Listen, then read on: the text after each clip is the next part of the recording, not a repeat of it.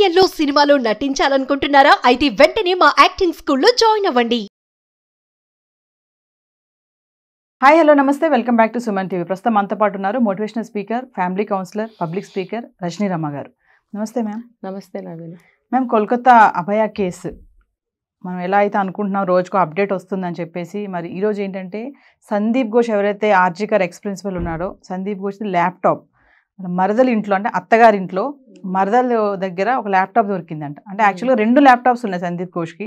ఒకటి ఏంటంటే formal office use, ఇంకొకటి ఏంటంటే రహస్యాలు మనం అనుకున్నట్టుగా స్కామ్. అంటే అసలు ఆ ల్యాప్టాప్ లో ఏముంది, ఏం దొరికాయి? వీడు పెద్ద ఇది కదా, వాడి బుర్ర ఒక కార్ఖానా. వాడు అక్కడొకటి పెట్టుకుంటాడు. అంటే గట్టిగా పట్టుకోలేరు, కరెక్ట్గా మనం ఎక్కడ పెట్టామో వాళ్ళు వెతకలేరు. ఈ లోపల తను తప్పించుకోవచ్చు. అంటే వీడికి ముందే ప్రతిదాని గురించి ఒక ప్లానే. తన దగ్గర ఏమీ పెట్టుకోడు.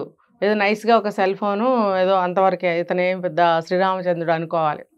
అంటే ఇతనికి సంబంధించిన క్లూస్ అన్నీ కూడా ఏది కూడా ఇతని దగ్గర చాలా వరకు పెట్టుకోలేదని విన్నా నేను కూడా.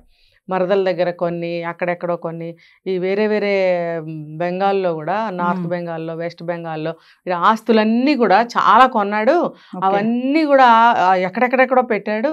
వాటికి సంబంధించిన వివరాలన్నీ ఒక ల్యాప్టాప్లో ఉన్నాయి. ఆ ల్యాప్టాప్ ఏమో మరదల దగ్గర పెట్టాడు.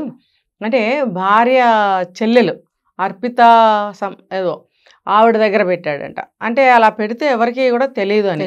ఇంకొకటి ఏంటంటే ఎయిర్పోర్ట్కి దగ్గరగా ఉందంట వాళ్ళ ఇల్లు. మరి దేనికి సువిధాగా ఉందని అక్కడ పెట్టాడో మనకు తెలీదు. అక్కడ వాళ్ళ ఇంట్లో పెట్టాడు. ఆ ల్యాప్టాప్ని వీళ్ళు సిబిఐ వాళ్ళు అన్నీ చూసి, వాళ్ళకి దొరుకుతాయి కదా సాక్ష్యాలు, వెళ్ళి ఇన్వెస్టిగేషన్ చేసి అదంతా వెతికి తీస్తే అందులో ఒక దరిద్రమైనటువంటి వీడియోలు, ఇంకా చాలా ఏమంటారు అవకతవకలు, వీళ్ళు చేసినటువంటి నేరాలకు సంబంధించినవి, వీళ్ళు చేసిన స్కామ్కి సంబంధించినవి, అవన్నీ రహస్యాలు అందులో ఉన్నాయి. మెయిన్గా చూసింది ఏంటంటే వీడు అన్నీ కూడా న్యూడ్ వీడియోస్ ఉన్నాయి, మెన్స్వి. అది కూడా మనం ఒక వీడియో చేసాం ఇక్కడ మన హాంకాంగ్ కేసు. అవును. అంటే నాకు అనిపిస్తుంది ఏంటంటే వీడు అమ్మాయిలతో వ్యాపారం చేస్తున్నాడు కదా, అబ్బాయిలతో కూడా చేస్తే ఎలా ఉంటుంది అని వీడి కాన్సెప్ట్ వచ్చిందేమో, వీడికి ఆలోచన. వీడికి ఆ బుద్ధి కూడా ఉండే ఉంటుంది. అంటే ఇప్పుడు మనం ఒక చైనాలోనూ హాంకాంగ్లోనే ఇతను ఒక ఎఫ్ఐఆర్ ఫైల్ అయింది ఇతని మీద కేసు. మేల్ నర్సు కేసు పెట్టారు, ఇతనికి బెయిల్ మీద బయటకు వచ్చాడు. అక్కడ ఏం జరగలేదు, ఊరికనే ఆటోమేటిక్గా అది నాకు అనుకోకుండా చేయపడింది అని ఒక అబద్ధం చెప్పి వంకబెట్టి ఎలాగో బయటకు వచ్చాడు.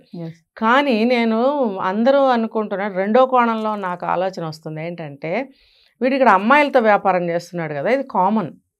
ఇప్పుడు చూడండి, సొసైటీలో రకరకాల మనుషులు ఉన్నారు. అంటే వ్యాపారం ఏ రకంగా చేస్తే, అంటే ఒక డిఫరెంట్ స్టైల్లో చేస్తే మనకి మనీ ఎక్కువ వస్తుంది అనే ఆలోచనే కావచ్చు. ఇప్పుడు రకరకాల జెండర్స్ ఉన్నాయి కదా, ఆ జెండర్స్కి కోసం కూడా రకరకాల ఈ బ్లూ ఫిలిమ్స్ తీస్తున్నారు. అది నేను చాలా విన్నాను. వినడమే కాదు, హిందీ పిక్చర్స్లో, హిందీ మూవీస్లో కూడా ఇవి ఎక్కువ చూపిస్తున్నారు. ఈ మధ్య కాలంలో మన తెలుగు మూవీస్లో కూడా అక్కడక్కడ ఇలాంటివి కొంచెం పరిచయం చేస్తున్నారు.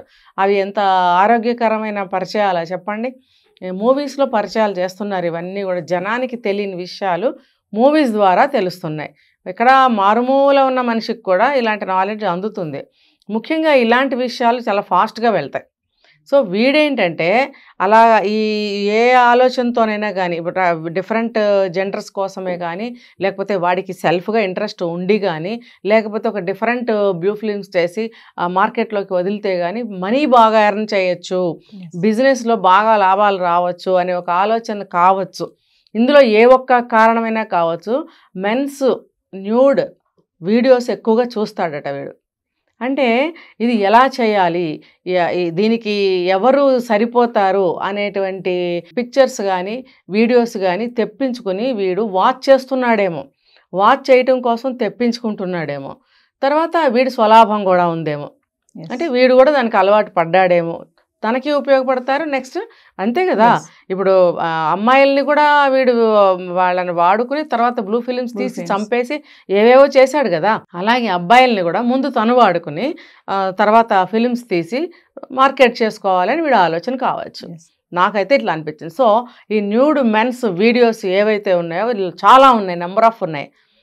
సిబిఐ వాళ్ళు అడిగారట, ఇది ఏంటి, నువ్వు ఉన్న ప్రొఫెషన్ ఏంటి, నీ ఏజ్ ఏంటి, నీ వ్యవహారం ఏంటి, ఇవన్నీ ఎందుకు ఉన్నాయి నీ దగ్గరే? ఒక మెడికల్ ఆఫీసర్వి, ఒక డాక్టర్వి, ఇంత పెద్ద కాలేజ్కి ప్రిన్సిపల్వి, మరి నువ్వు అతను స్పెషల్గా ఆర్థోపెడిక్ డాక్టర్ అయితే ఇవి నువ్వు ఎందుకు చూస్తున్నావు అని అడిగినప్పుడు ఏమని చెప్పాడంటే, నాకు బాడీ పెయిన్స్ ఉంటాయి, సో నేను దానికి సంబంధించినటువంటి ఎక్సర్సైజెస్ కోసము న్యూడ్ వీడియోస్ చూస్తున్నాను. అంటే ఇప్పుడు ఏ రోగం వచ్చినా, నొప్పులు వచ్చినా అంటే బట్టలు తీసేసి న్యూడ్గా ఎక్సర్సైజులు చేస్తారా? మరి వాడు చెప్పిన అబద్ధం ఏ రకంగా అతికిందో మనకు తెలీదు. వీడు నేను ఆ రిలాక్సేషన్ కోసం చూస్తాను, ఆ ఎక్సర్సైజెస్ చేస్తే ఎటువంటి ఎక్సర్సైజెస్ చేస్తే నాకు పెయిన్స్ తగ్గుతాయో అటువంటి ఎక్సర్సైజెస్ కోసం నేను దాంట్లో చూస్తూ ఉంటాను, అంతే తప్పించి నాకేమీ లేదు అని అన్నాడు. ఒక పక్కనేమో ఈ రోజు వరకు పెద్ద పెద్ద స్కాముల్లో బయటపడ్డ మనిషి ఇటువంటి వీడియోలు ఉన్నాయి అతని దగ్గర ఉన్నప్పుడు, సిబిఐ వాళ్ళు అడిగినప్పుడు వీడిచ్చిన జవాబు ఏమన్నా మ్యాచ్ అయ్యిందా? ఇన్ని క్రైమ్స్లో వీడు ఉన్నప్పుడు వీడు చెప్పిన జవాబు ఏమన్నా సెట్ అయిందా, సూట్ అయిందా? ఓకే, ఇదొకటి పెద్దది. అంటే ఈ సిబిఐ వాళ్ళు కూడా నిర్ఘాంతపోయారంట. అసలు షాక్, మతి పోతుంది, అసలు స్పర్శ పోతుంది, ఒళ్ళంతా జుగుప్సగా అయిపోతుంది. అసలు ఒక మగవాళ్ళకి కూడా చూడండి ఒక సున్నితమైన స్వభావాలు ఉంటాయి. ఇటువంటి వాళ్ళని చూస్తే వాళ్ళకి ఏవగింపు కలుగుతుంది, అసహ్యం వేస్తుంది, మాట్లాడాలనిపించదు. ఇప్పుడు చూడండి, వాడి చేతి మీద, భుజం మీద, మెడ మీద చేయి పట్టుకుని తీసుకెళ్లాల్సిన పరిస్థితి వచ్చినప్పుడు ముట్టుకోవాలంటే కూడా పరమ అసహ్యం వేస్తుంది. కానీ పాపం వాళ్ళు ఉన్న డ్యూటీ అటువంటిది కాబట్టి తప్పనిసరిగా డ్యూటీస్ చేస్తారు. ఇలాంటి వాళ్ళని టచ్ చేయాలంటే కూడా పరమ అసహ్యం అనమాట. నీచమైన నీచపు కుక్కలు వీళ్ళు. ఇలాంటి వాళ్ళతో చూడాలన్నా మాట్లాడాలన్నా కూడా అసహ్యం వేస్తుంది. మరి వాళ్ళకి ఎంత జుగుప్సగా ఉంటుందో చూడండి. వాళ్ళు చాలా నిర్ఘాంతపోయి చాలా అసహ్యం వేసి షాక్ అయ్యారంట వాళ్ళు. నెక్స్ట్ ఇంకా కూడా అతను చేసినటువంటి అక్రమాలు, అవకతవకలు ఏవైతే ఉన్నాయో, ఆర్థిక లావాదేవీలు అవకతవకలు ఏవైతే ఉన్నాయో వాటికి సంబంధించినటువంటి డాక్యుమెంట్స్, డిజిటల్ డాక్యుమెంట్స్, తర్వాత ఈ కాలేజీకి సంబంధించిన పెద్ద పెద్ద వ్యవహారాలు ఏవైతే స్కాములు ఉన్నాయో వాటన్నిటికీ సంబంధించిన వివరాలు, విషయాలు మొత్తం ఆ ల్యాప్టాప్లో పొందుపరిచాడు.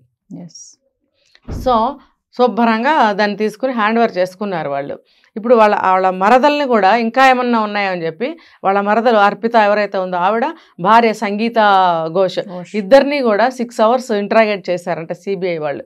అయితే చాలా విషయాలు తెలిసినాయట, మనకి ఇంకా రివీల్ చేయలేదు బయటికి.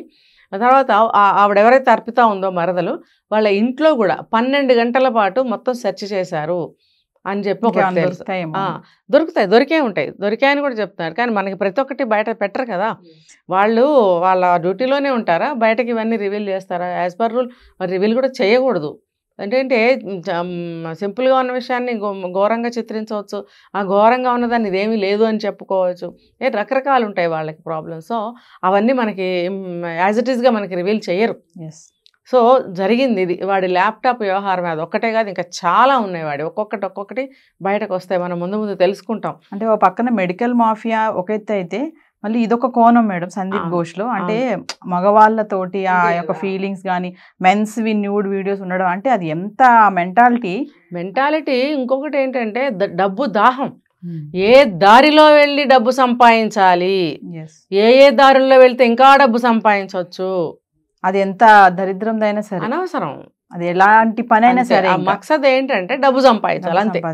అదొక్కటే వాడికి మోటివ్. చూద్దాం మేడం, మరి ఇంకా ఎటువంటి వస్తాయి భయంకర. అసలు సిబిఐ వాళ్ళు అయితే ఇవన్నీ చూసి వాళ్ళకి ఏం బుర్ర పని చేయట్లేదు, ఈ షాక్ అయిపోతున్నారట ల్యాప్టాప్ లో. మరి ఇంకేమున్నాయి, మనకైతే కొన్ని తెలుసు, అన్ని చెప్పారు కదా మనకి. ఒక్కొక్క దాని గురించి ఒక్కొక్క ఎపిసోడే అవుతుంది మనకి ముందు చూడండి.